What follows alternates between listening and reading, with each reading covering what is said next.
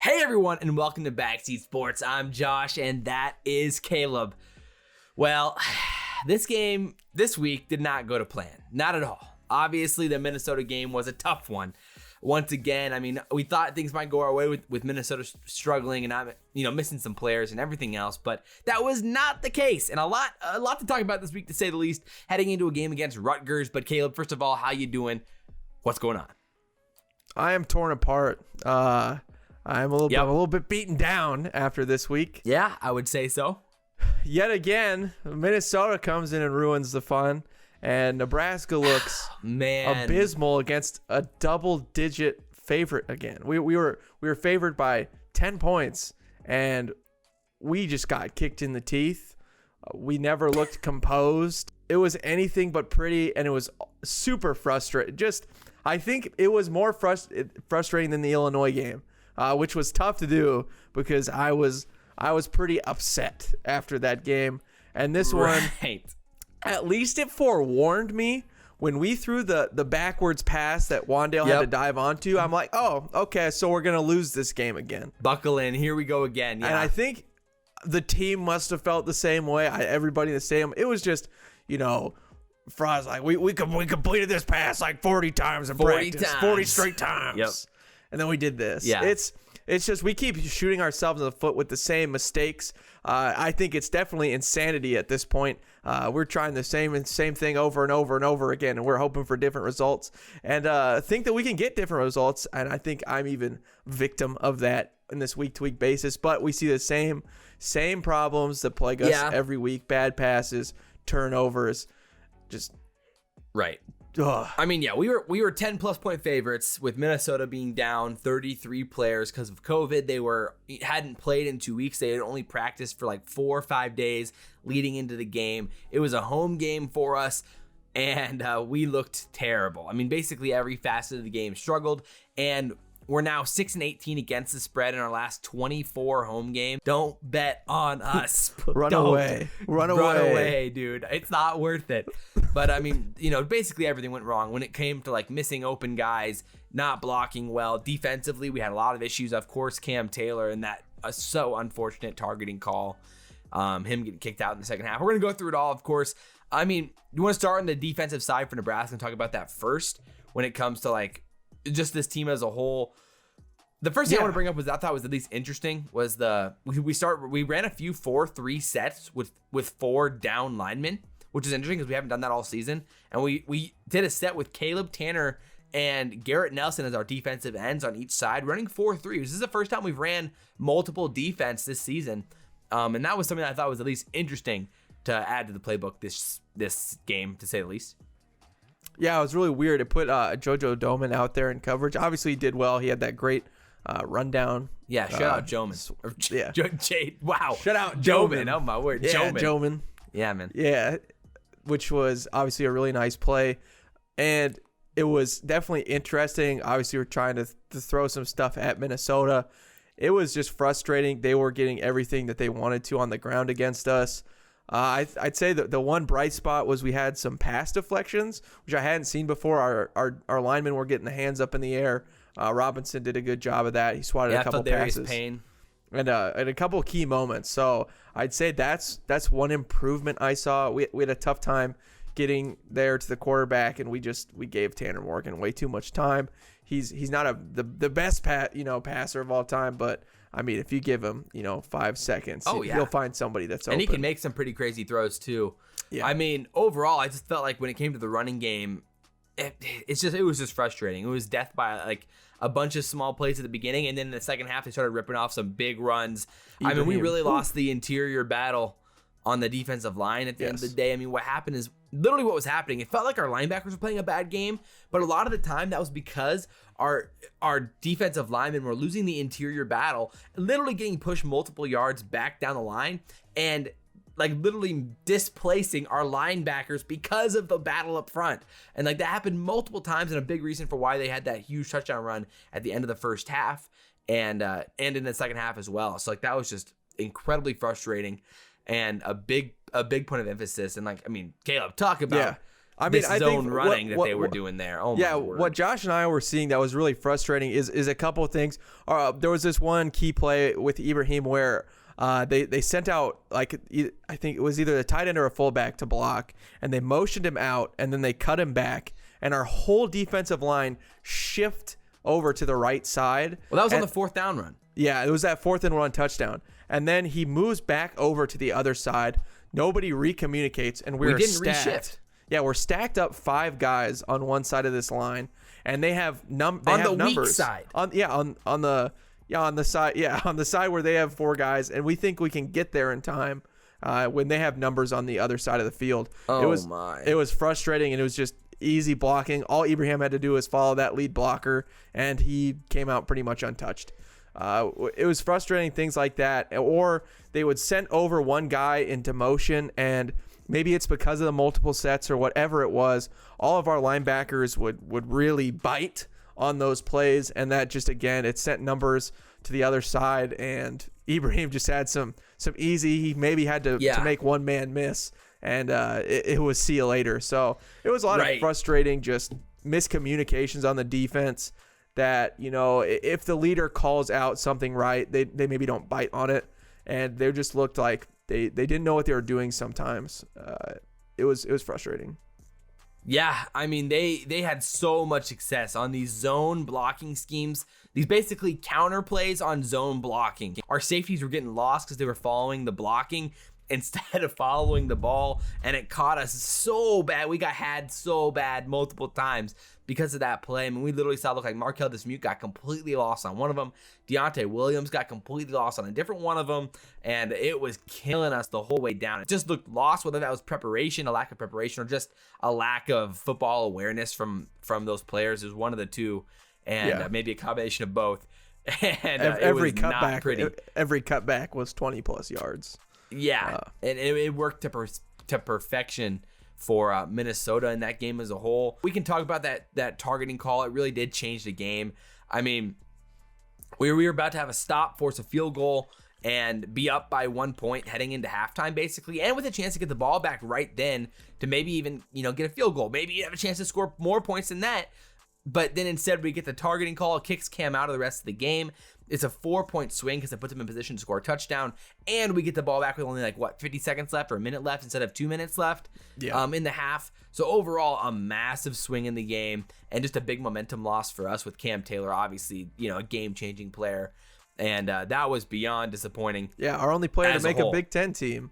He was second team all Big Ten, which is exciting. But, that'd been a thing that Josh and I had pointed out multiple times this season is, Dismuke, Deontay Williams, and even Cam, they want to hit people, and they did not keep their head up a lot of the times this year.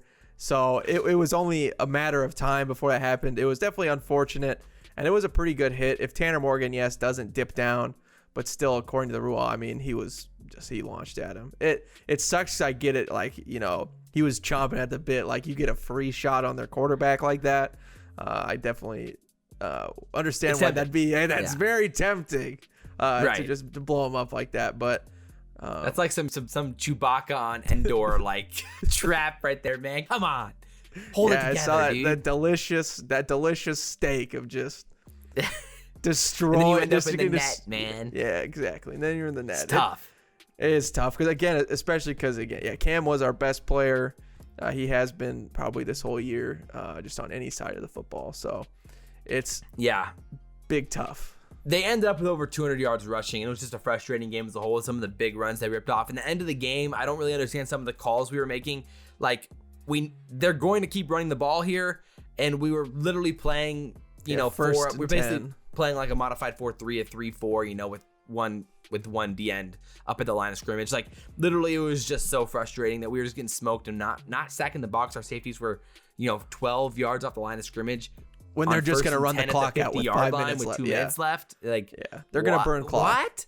I didn't understand some of the play calls. I mean, I get that they were just trusting their offensive line to make blocks, and it was working. But at the end of the day, you have to trust our defensive personnel to make plays on the outside and stop the run. I don't understand that play call from Shenander. I'd like to hear what he had to say more about that, but that was frustrating to say the least as well.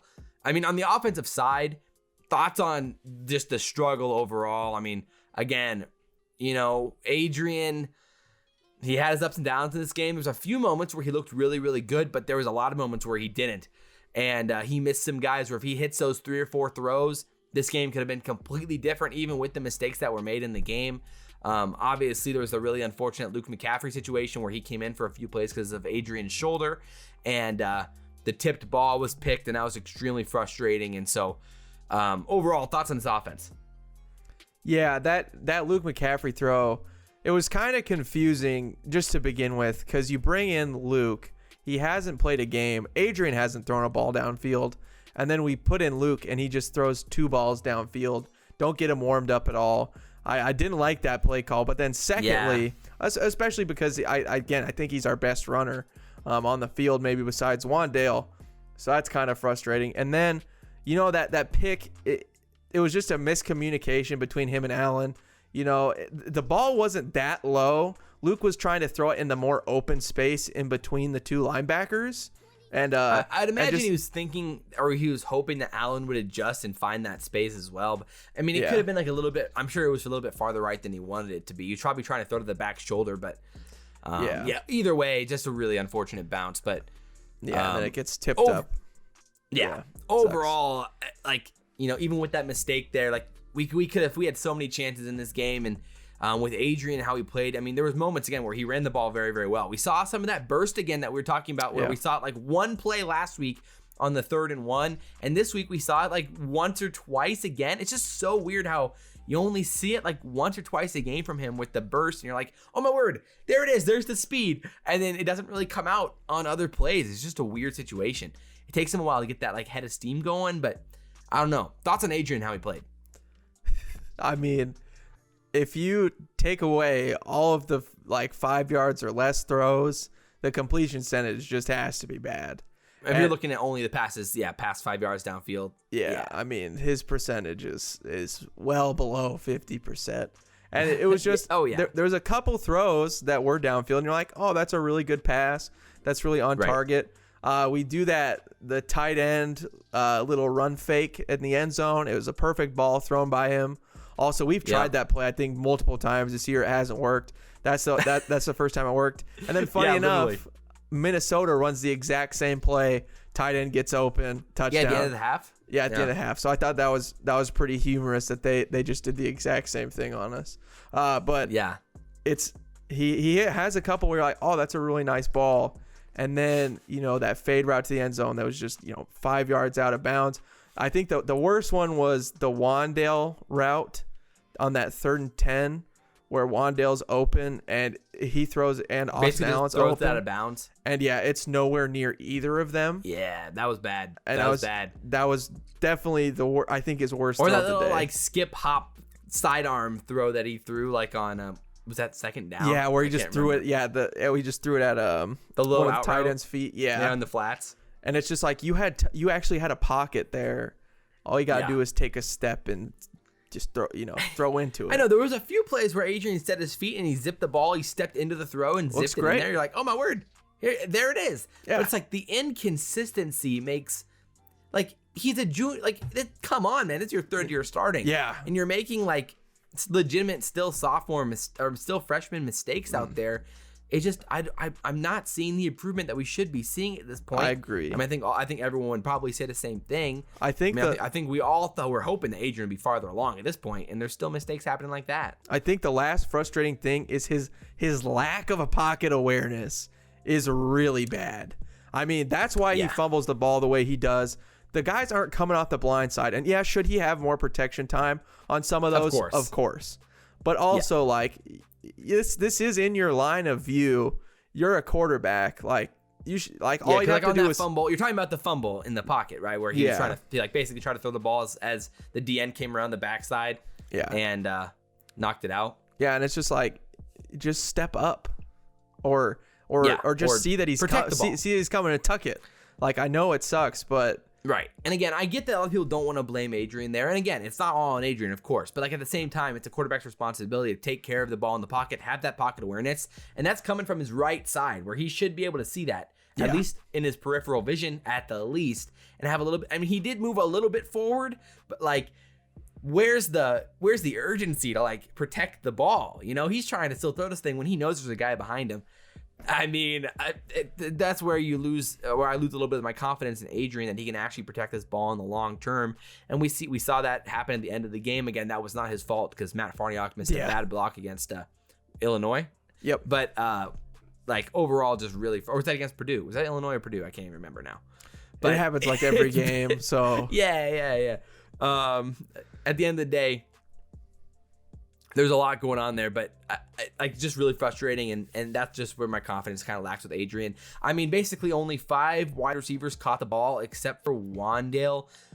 Oliver Martin had a catch. Wyatt Luer had a catch.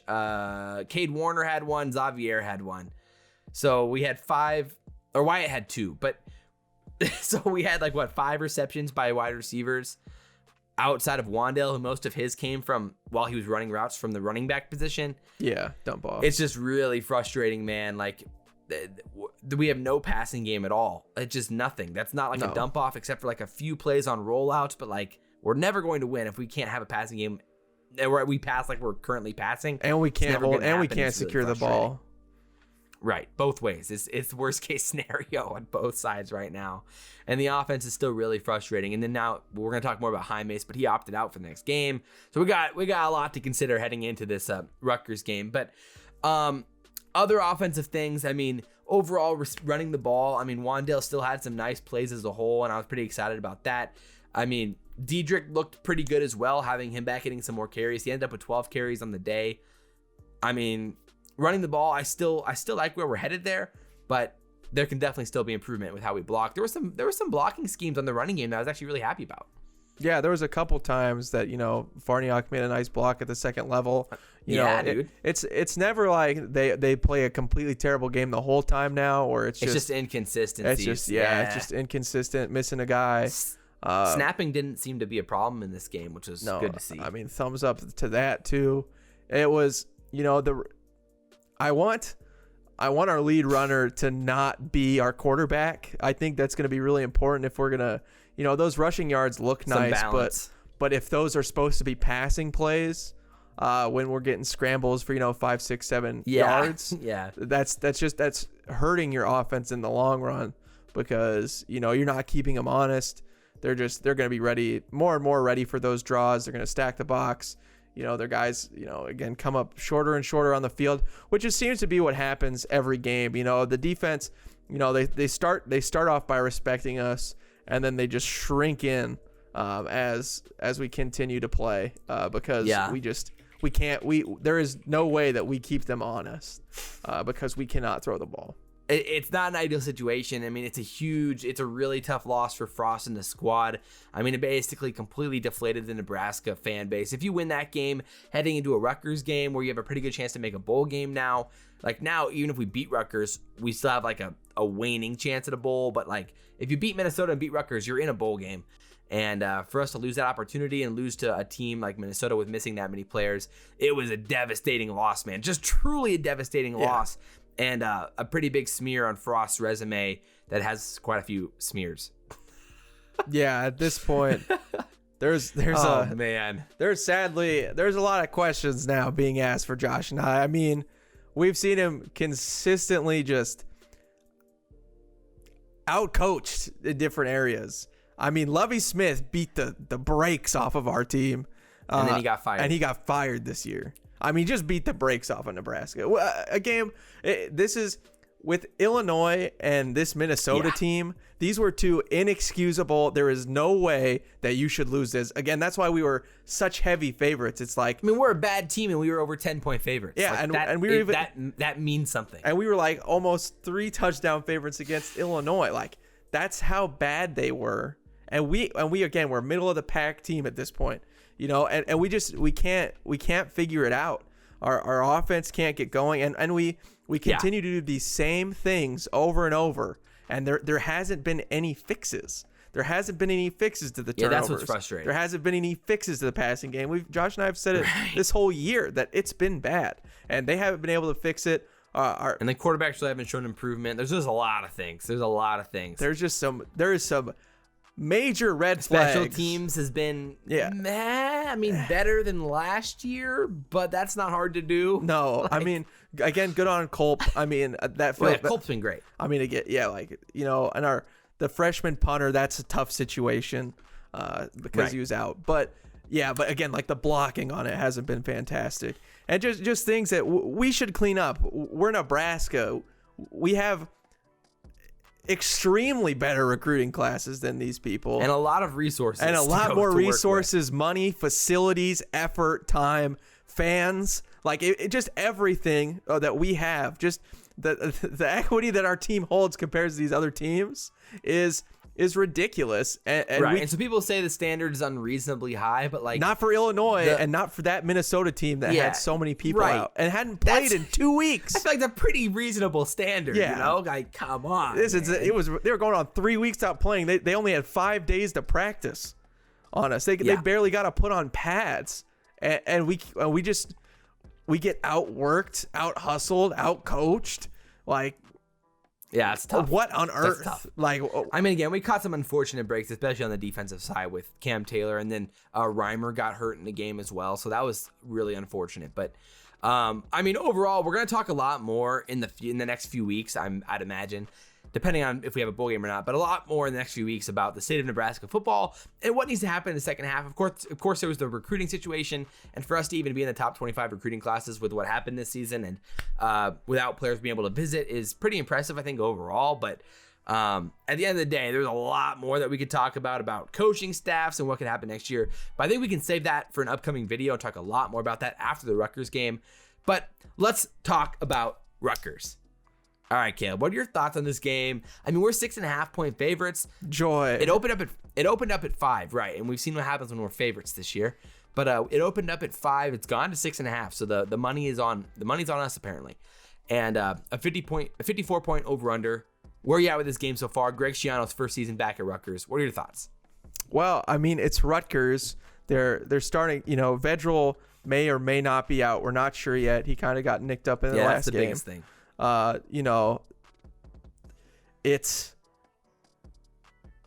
It's Rutgers. I mean, they did have more.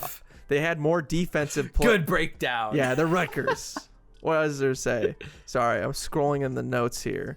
I understand. Yeah. I mean, they have wins and losses this year. It's been an interesting run for them. Last week they beat Maryland 27-24 in a really, really ugly game. But there was no Talia Tagovailoa, which was obviously an X factor in that game. I mean, come on. Maryland's quarterback played terrible overall, and like that would obviously go different if Talia is there. So, I mean, agreed. It was hard to take a lot away from like that defensive performance from Rutgers, and they still gave up 24 points and gave up like 470 something yards in that game without Talia in there. So I think there's some opportunity this week. I mean, they won against Purdue, Michigan State. They've lost to teams like Illinois and Penn State. So, thoughts? Yeah, I mean, they also beat Purdue very similarly to us in that 37-30 win. So, I mean, that's almost the exact, same score line there. And the Michigan State win, the first game. Right. I'd say, again, we don't know if Vedral can go. Arthur Stikowski is their backup. They're a lot like us. Josh and I were talking. They looked offensively quite a bit like us. They get the ball out fast, a lot of running. There's not a ton of downfield. They're averaging, just 4.5 yards a pass play. Yeah. So it's which is 116th in the country. Per play, yeah. So it's not fantastic. No. Yeah, not great, ladies and gentlemen. But hey, that's what it is. I mean, offensively, they love running those reverses. They did that a lot against Maryland. They actually had 2 touchdowns against Maryland on these like basically reverse type sweep plays. To Bo Melton, who's a pretty fast player out there on the outside. I mean, that second touchdown he had in that Maryland game was definitely quick, and they've talked about his speed during that game as well. Their running back Isaiah Pachenko is an interesting player as well. Like, he seemed to have a very like shifty play about him. He's like a very lengthy, taller version of Wan'Dale. He wears number 1 as well. But he has a very fast first step and like likes to be slippery like that on the outside. So they were trying to get him the ball in a lot of different ways with screen passes and sweeps and trying to run him between the tackles as well. So I do agree that they have a very similar styled offense to us in that way, and the playmakers that they have on the ball on the offensive side as a whole. Yeah, and Pacheco, he can catch too. He had a really nice, catch there for a touchdown. He had some nice footwork. He's definitely, like Josh said, he's a weapon. They get the ball any way they can with him. Yeah. Defensively, they're a really interesting team on the season. I mean, they have some interesting stats. Like they currently lead the Big Ten in tackles for loss, which is a really weird deep dive stat. But you know, they have a little bit of talent out there, and they've had some success on the year, especially in the takeaway side of the ball. They're 28th in the country in takeaways per game, 1.9 takeaways per game, which was always a scary thing for defenses Nebraska's playing. And they're 23rd. They're 26th on third down defensive conversion percentage, so a 36.2% opponent conversion percentage, which is really nice as well. So they do some things pretty well, some things not so well, and they seem to get a decent amount of pressure on the quarterback as well. Yeah, they had 3 all Big Ten defensive players. Fatu Kasi was probably the most impressive guy on the tape. And Trey Avery, their defensive back, was also a third-team All Big Ten and not bad, as well as Tyshawn Fogg. They're pretty good. They're not super great at stopping the run, but I'd say that they're passing. They're pretty good at getting pressure on those blitzes. But the run game, I thought there was a lot of opportunities for us to get some big running plays, especially just down the middle, straight through. There was a lot of big runs in those, 1 and 2 gaps for them, for a lot of the other teams. And they also bit on a lot of motion stuff, which is pretty good because that's what Nebraska likes to do. We like to throw a lot of red herrings at you with wide receiver motion. And I think that can actually work out pretty well for Nebraska. Right. Like in the tape, you see a lot of things that Penn State did against them, that Rutgers did against them, that we really like to do. And it worked for those teams. And so I really do see the path, like opportunity and the path to success for this offense. The issue is I'm just not sure if I trust us to be able to make it happen at this point. Our execution's been so bad. At points this season, to say the least. But to head into like a few cheeky little stats for Nebraska before we get into some of the X factors and keys to the game. Currently we are 1-13 under Frost when losing the turnover battle. Shocker. We're 0-3 we're 0-3 on the ground this season when we have over 200 yards rushing, which is a really weird stat. We are 0-5 with multiple giveaways and 2-0 when we don't have a giveaway. Nice. Shocker. And we're currently 103rd in giveaways per game. We give away 2 per game. Things you love to see. Awesome. And defensively, we are 111th in takeaways with only 0.9 per game. So some of the struggles we've had so far in the year. And then offensive line wise comparisons, both teams are basically middle of the pack. But like rankings wise, you can definitely see the struggle that Rutgers has had in some of the pass protection side of things, but run blocking wise, we're both in about the same spot, the 40s, 50s in most ranking spots on the offensive line. So heading into X factors, Caleb, what are your thoughts on this game? What are some X factors and keys to the game, things that you're looking for in this matchup? Yeah, I think it starts at the offensive line for us on the run game. With no Jaimes, it's going to really be a different dynamic for our offensive line. He's obviously our best offensive line player. That's why he's getting ready. He got invited to both Senior Bowls. He's probably going to be drafted, and if not, he'll definitely be picked up by a team. And I'd imagine he'll get drafted. Yeah, but I'd imagine, he'd get drafted. So can we execute those blocks, to get Wan'Dale the ball, to get Dedrick Mills going? I think we need to have one of those guys be our lead rusher, not our quarterback. Too many times we've had Adrian again be the leader in rushing, or Luke, when we really need a running back to do it. Just again, keep them honest. Our quarterback should be there to supplement, not be the main course on the running game. True.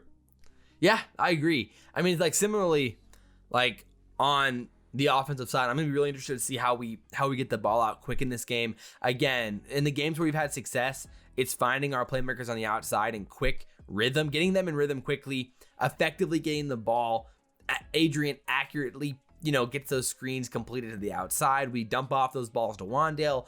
I mean, again, those plays that we call that get fumbled and go for losses, they can work if they're executed the right way. And I agree. The offensive line is a huge factor as well with this performance. I mean, there's going to be opportunity here. Again, we saw with the performances that Penn State and Maryland had running the ball between the tackles, literally straight up the heart of this defense, of Rutgers' defense. They ripped off some huge runs doing that on like 2nd and 6, 2nd and 7, and making plays that way, actually through the interior of this defense, which is a little bit different than some of the teams that we've played the past few weeks, where really teams have been effectively, getting that ball on the outside, and that's where they found their yardage. So that's a little bit of an interesting matchup to watch in this game, to say the least. So on the defensive side, one thing that I want to highlight is the interior battle, which I talked about maybe twice or 3 times this year, but this game I think is based off the performance last game, with just how good Minnesota was at just absolutely dominating the interior battle on the defensive line on our side there. Pushed us around. And legitimately deposition, or, getting our linebackers out of position by pushing our D tackles into those spots, into those gaps. Like, that was just a massive problem for us, and a big reason for why our linebacking core struggled outside of losing Reimers for the game. But that is something that I'm really be looking out for, is how, Robinson and Darion Daniels and really that squad on the inside can make that happen. So that's a big time X factor for me. Yeah, I agree. The linebackers, that front 7 is going to be really important, especially depending on who that quarterback's going to be.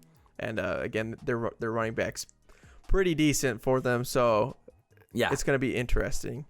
Can we complete passes downfield? One day, right? Someday, it'll work.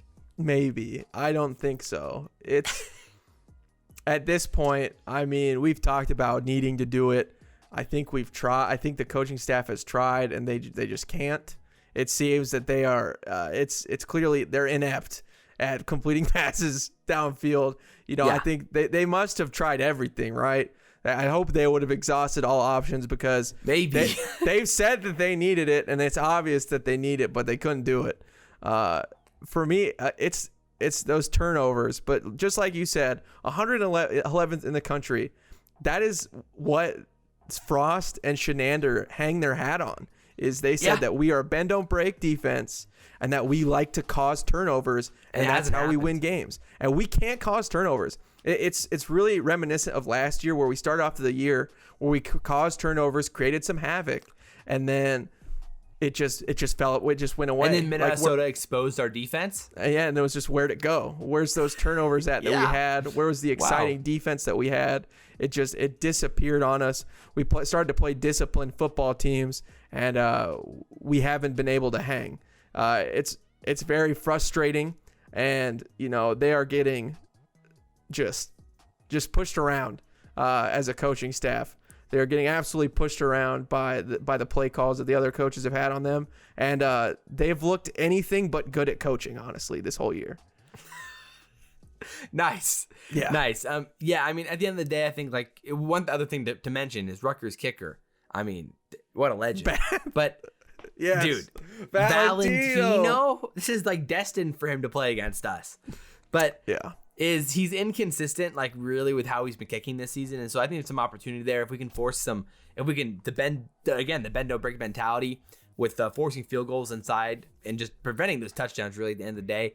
I think he might miss a few of these and give us a chance to keep some points off the board. So that'll be something to watch out for as well as we get into the game. So, as a whole, Caleb, where are you at with this game? Thoughts on this, predictions for this? What do you think is going to happen on Friday? Also, the game got moved to the nighttime, by the way, if you didn't see that. Yes. So, because of COVID cancellations, we were going to be a 3 o'clock game, 3 o'clock? What in the world? On a Friday. Because of, on a Friday, but it's now a nighttime game, so you don't have to take off work for the game now. Very nice. But thoughts on this game, Caleb? Again, with the spread and everything else, where are you at with this? I'm confused. I'm frustrated. You're scared. And I'm very, very nervous. I mean, again. Is a road game a positive at this point? I think it is. I don't know. I mean, we're 0-2 in the last home games, and they're against, again, opponents that we should have just mopped the floor with at this point. But they did the mopping. Let me tell you, they Right. they sent us home. We should win this game. Logic points to that we should win this game. Therefore, oh no, we're not gonna win this game. Oh my The goodness. second, I don't know if we don't have the underdog. Even if we have the underdog mentality at this point, we are incapable of winning very winnable games. I want to. So you're back to the prove it to me thing that you were on like a few weeks ago. I mean, I've been on the prove it to me thing for like the last couple of years. Well, but then I have hope, quote unquote, but there's proved it always to you, that. and then, Just like Pandora's box was opened at Nebraska, but closed just in time to keep hope alive. And I have hope, but I mean, I want us to be so good. It's so frustrating. I know everybody else in that whole room wants us to be good. Obviously, they don't want to lose, but it hasn't happened. I don't know. I don't know what it is, what they need. It's an enigma, and I don't know if they haven't solved it in 3 years on bad teams. We should win this one. If Rutgers gives it away, if we win the turnover battle, like you said, we're going to win the game.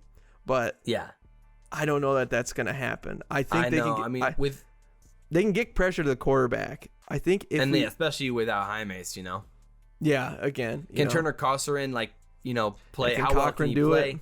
Yeah, like that's the question, And we can't score points at this point in the season. I mean, that's pretty clear at this point.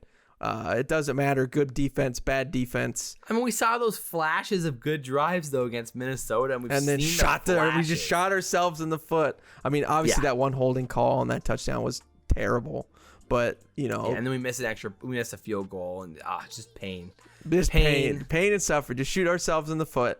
But pain, suffering. It's bad, dude. It's really bad. And we're leading to the dark side, okay? It's 26-23. I'm gonna be heartbroken and sad. And guess what? We're gonna feel we're gonna win at some point. We're gonna have the lead for like a fleeting second. Come on, man. I'm gonna high five. I'm gonna be like, yeah, we're back, baby. And then we're gonna find a way to throw away the game because again, that's what we do. This game means so much for Frost. If we win it, we have a chance. We have a chance at a bowl. I mean, this is extra practice. Great. Our team clearly needs extra practice, and we desperately need it. Greg Schiano, in his first season at Rutgers, again, he has 3 wins.